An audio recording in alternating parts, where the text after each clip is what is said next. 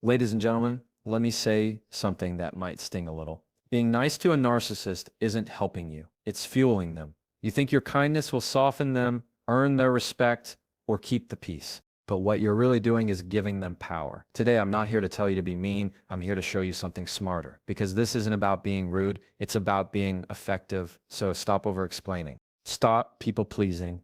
Let's talk about what to do. Instead, let's start here, because this is where everything begins. You've got to recognize the power dynamic. That's the root. And if you miss this, everything else, you try setting boundaries, communicating clearly, protecting your peace, it all falls apart because you're fighting a battle you don't even see. Now, when I say power dynamic, I'm not talking about someone physically fisipering you or making threats in obvious ways. No, I'm talking about the subtle daily shift of control. A narcissist doesn't walk around with a sign that says, I'm here to manipulate you. They wear charm. They wear confidence. They wear need. And you, because you're empathetic, kind, giving, don't see the game being played until you're deep in it. But here's the truth. The narcissist isn't in a relationship with you. They're in a relationship with control. They want to be adored, obeyed, and rarely challenged. And your niceness, your constant peacemaking, your habit of softening your words so they won't get upset, that's not registering to them as kindness. It's registering as submission. Let that land. That's the power dynamic they want. They push and you bend. They accuse and you explain. They insult and you smooth things over. You're dancing to keep the peace, and they're watching you spin around thinking, I've got them exactly where I want them. This isn't about blaming you. This is about waking you up, because what looks like keeping things calm is actually reinforcing their position. The more you prioritize their comfort over your clarity, the more you hand over your power, one small act at a time. You don't even notice it until you look up and realize you don't recognize yourself anymore. And this is why being nice doesn't work. You're not dealing with someone who values mutual respect. You're dealing with someone who views relationships as a hierarchy, and in their mind, they're always supposed to be on top. So every time you go quiet to avoid a reaction, every time you apologize for something you didn't do, every time you say it's okay when it's absolutely not okay, you're unknowingly affirming that dynamic. But you have a choice. And it starts by seeing this clearly. Ask yourself, who's doing the most emotional labor in this relationship? Who's constantly adapting, adjusting, managing reactions? If the answer is you, then guess what? You're not in an equal partnership. You're in a performance, one where your role is to keep the narcissist comfortable, no matter the cost to yourself. So what do? You start by pulling your power back, not with rage, not with retaliation, but with awareness. You stop over-explaining. You stop tiptoeing. You stop offering emotional discounts for someone who pays with ego. You take a breath and you say, I'm not doing this anymore. Not out loud at first. Maybe not even to them, but to yourself. Because once you recognize the dynamic, everything starts to shift. You begin to see that this isn't about you being too sensitive or ununderstanding. It's about someone engineering a world where they always win and you always shrink. Here's what happens next, and I want to prepare you for it. The moment you stop playing your role, the narcissist will react. They'll poke harder. They'll guilt trip. They'll call you selfish. Why? Because you're not staying in the role they cast you in. But that resistance, that's confirmation that you're changing the game. And they feel it. That's why this step matters. Recognizing the power dynamic is not just about naming the problem, it's about reclaiming your position. You're not here to be controlled, appeased, or tolerated. You're here to live in clarity. And once you see the game, you don't play it the same. That's how you start pulling your power back quietly, steadily, intentionally, and you don't apologize for it. Now, once you recognize that power dynamic, once the lights come on and you start to see what's really going on, the next step is learning to communicate in a whole new way. And this is where a lot of people trip up because they think the opposite of nice is mean. It's not. The opposite of nice isn't rude, it's clear. See, we've been conditioned, especially if you grew up walking on eggshells, to believe that clarity is dangerous. That if you speak directly, you'll offend. That if you stop sugarcoating, you'll be seen as difficult or cold. But let me ask you this. How's that sugarcoating working for you? How many times have you softened your message only to have it completely ignored, twisted, or used against you? Narcissists love vague language. They love people who tiptoe, who qualify every sentence with, "I'm sorry," or "I don't mean to be rude," but because it tells them exactly where your confidence is and how easily they can bend you. The less certain you sound, the more control they gain. They don't just listen to your words, they read your hesitation. So what you have to do is replace that performance of niceness with the practice of clarity. It's not about tone, it's about being rooted. It's about making your words match your boundaries without leaving the back door open for negotiation. Let me give you a simple example. Instead of saying, if you're not too busy, I was kind of hoping we could maybe talk later, but no worries if not. You say, "I'd like to talk this evening. Let me know what time works." Do you feel the difference? One is trying not to disturb. The other is simply stating a need. And when you're dealing with someone manipulative, you don't want to leave them space to redefine your message, because they will. They'll pretend not to understand. They'll act confused. They'll twist your intentions. And when you've been overly polite and unclear, it gives them room to do that. So you make it airtight, direct, calm, short. You don't overshare. You don't over-apologize. You don't explain yourself like you're on trial when you're dealing with someone who doesn't respect your voice. Less is more. Every extra sentence you add is another thread they can pull on. So tighten up. That means no more justifying your boundaries with your life story. No more padding your needs with disclaimers like, "I know this sounds crazy, but it's not crazy to have limits. It's not rude to say no. You're not doing something wrong by using your voice. You've just been taught that the only safe way to speak is by shrinking first." That ends now. When you start speaking with clarity, you may notice people pulling back. That's okay. Let them. Because the people who only liked you when you were overly agreeable were never listening to you. They were managing you. They liked how you made them feel, not who you really were. When you stop performing, they may lose interest, and that's not a loss. That's a sign you're getting free. I want you to understand this deeply clear communication. Doesn't have to be loud. Doesn't have to be forceful. You don't match the narcissist's energy. You just have to stop diluting your truth. Speak from a grounded place. Say what you mean. Don't chase understanding from people who benefit from your confusion. And here's something powerful. Once you start practicing clarity, you start to hear your own voice again. You stop second-guessing every word. You stop wondering if you're too much or not enough. You start trusting your message. And when your words become clear, your boundaries follow, because what narcissists hate the most is someone who's unshakable. Someone who doesn't flinch, someone who says no and doesn't feel the need to explain it 12 different ways.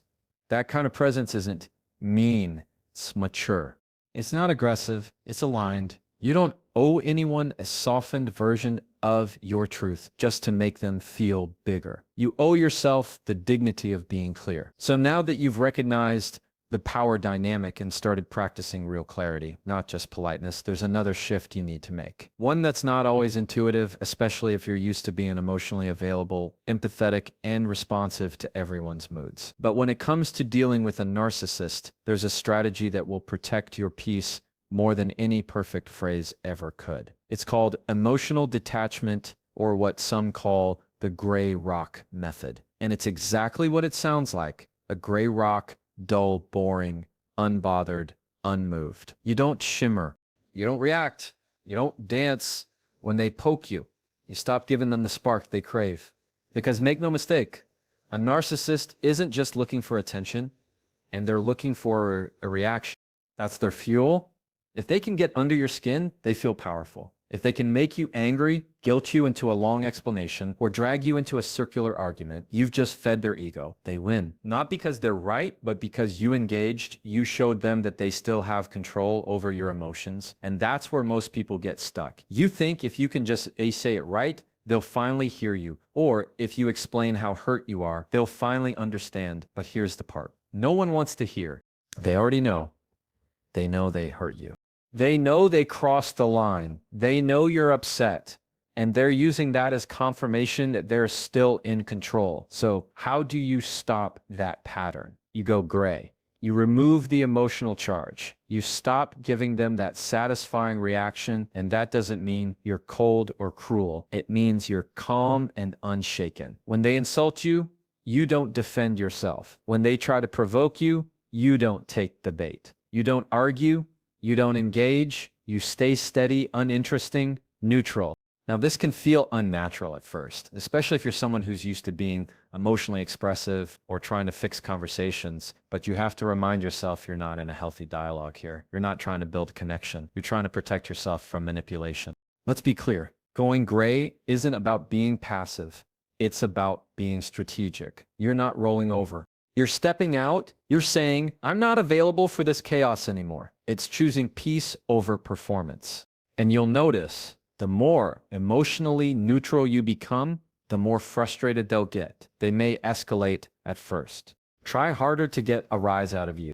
That's expected. You're changing the rhythm, and they don't like that. But stay consistent. The storm will pass, and when it does, they'll be left spinning in their own drama while you stay grounded. You're not there to soothe them anymore. You're not there to explain yourself for the 100th time. You're not there to offer emotional labor in exchange for crumbs of decency.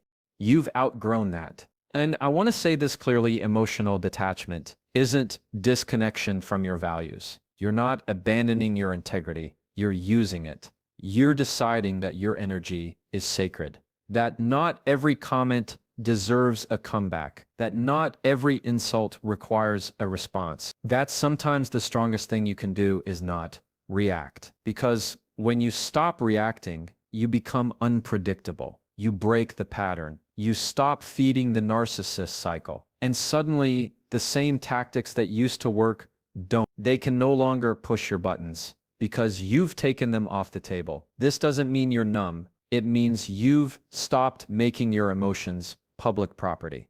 You still feel everything. You're just not broadcasting it for someone who will use it as ammunition. That's the power of emotional neutrality. You don't have to raise your voice. You don't have to win the argument. You just have to stop playing their game. Let them throw their tantrum. Let them spiral. You stay still. You stay boring. You stay free. Silence isn't weakness, it's wisdom. So you've recognized the power dynamic.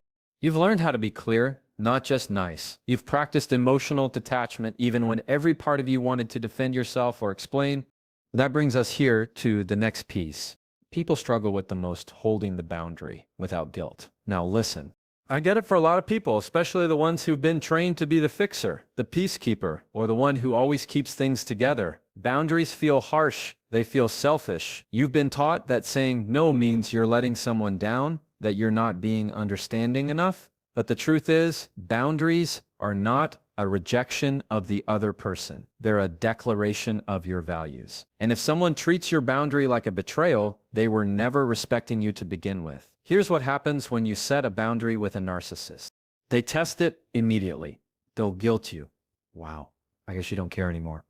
They'll flip it. After everything I've done for you, this is how you treat me. Or they'll flat out ignore it. Pretend you never said anything. Show up late anyway. Call you in the middle of the night. Push just a little harder to see if you'll cave. And if you're not solid in yourself, that's the moment where guilt creeps in. You start second guessing. Maybe I was too rigid. Maybe I should have softened that message. Maybe it wasn't that big of a deal. That's not your intuition talking. That's the emotional residue of being conditioned to prioritize someone else's comfort over your own. But here's something I need you to hear. Holding a boundary is not about them liking it. It's about you living in alignment. You can't set a limit and still worry about how they'll react to it. That's not a boundary. That's a performance. That's trying to manage someone else's response instead of protecting your own reality. You don't need a permission slip to enforce your own limits. You don't need their approval. You don't need a green light. If something crosses your line, you get to call it out. And if someone repeatedly ignores that line, you get to step back, not to punish them, but to protect you. I see people say things like, well, I tried setting boundaries and they didn't respect them. Let me be clear. That's not on you. Boundaries are not about controlling someone else's behavior. They're about deciding what you will do when your line gets crossed. You can't make someone be respectful, but you can make it very clear that disrespect is the end of the conversation. So when someone pushes your limits and waits for you to flinch, don't. When they test your no to see if it really means no, don't waver. Say what you mean. Mean what you say and follow through. It might feel unfamiliar at first, even painful. You might feel like you're being too much. That's just your nervous system adjusting to your new normal. You're used to bending. You're used to being liked. But being liked at the cost of your peace is not a win. It's a trap. And you know what? The people who truly care about you won't be offended by your boundaries. They'll respect them. They'll hear your no and not take it personally. But someone who sees your boundary as a threat is telling you exactly who they are and what role they expect you to keep playing. This is where your growth gets tested. Not in the moment you set the boundary, but in the moments afterward. When it's inconvenient, when it's challenged, when it would be easier just to fold, that's when you get to choose. Do I go back to what's familiar or do I stand in what's healthy? And here's what I'll tell you.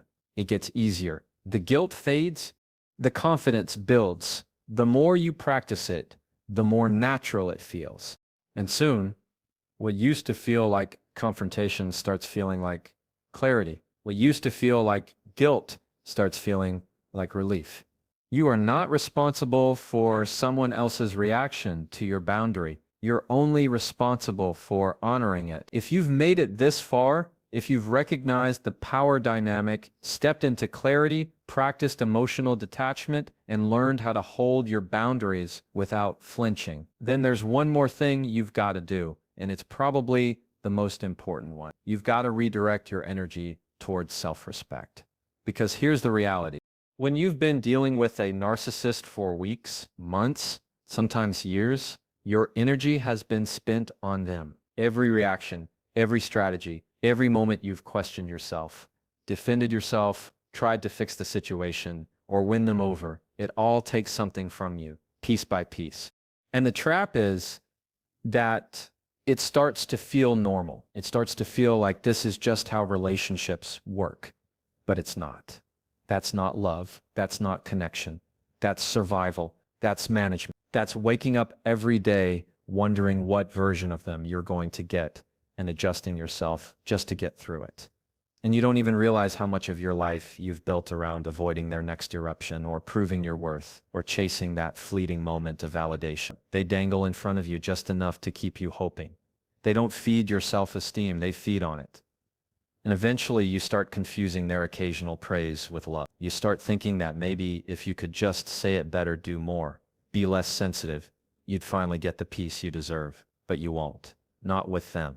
Because peace doesn't come from earning someone else's respect. It comes from respecting yourself enough to stop performing. So that's where your focus needs to shift off of them back to you. You stop asking why are they like this and start asking why am I tolerating it? You stop wondering how to get them to change and start asking how you can change what you accept. You stop trying to fix something that was never built on mutual care and you start rebuilding the relationship you have with yourself. That's where your power lives. Start small.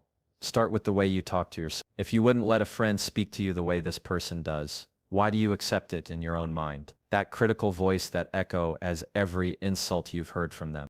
Interrupt it, challenge it, replace it with truth.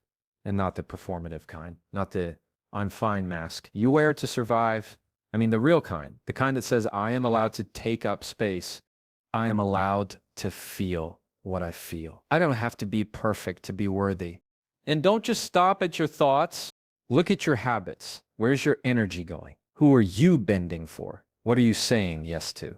Out of fear or obligation? Self-respect shows up in these small choices to how you use your time. Who gets access to you? How you respond when someone tests your line. Because the more you shift your attention away from managing someone else's emotions and toward honoring your own, the more you remember who you are, the more you realize you were never the problem. You were just the one willing to carry it all. And look, this isn't a magical switch. It doesn't happen in a single moment.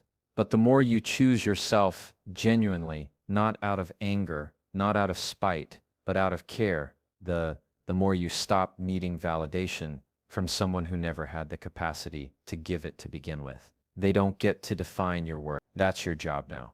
So the question isn't, how do I get them to treat me better? The question is, how can I treat myself like I already know I deserve better? Because once you start doing that, once your decisions are rooted in self-respect, everything shifts. You stop negotiating with dysfunction. You stop explaining your boundaries. You stop accepting crumbs and calling it a meal. You stop asking for peace, and you start creating it. Let's bring it all together. You've spent enough time shrinking yourself to make room for someone else's ego. Enough time second-guessing your words, managing their moods, and walking on eggshells just to keep the peace. That's not connection. That's survival. And you're not here to survive people. You're here to stand in who you are. So no, you don't need to be nicer to a narcissist.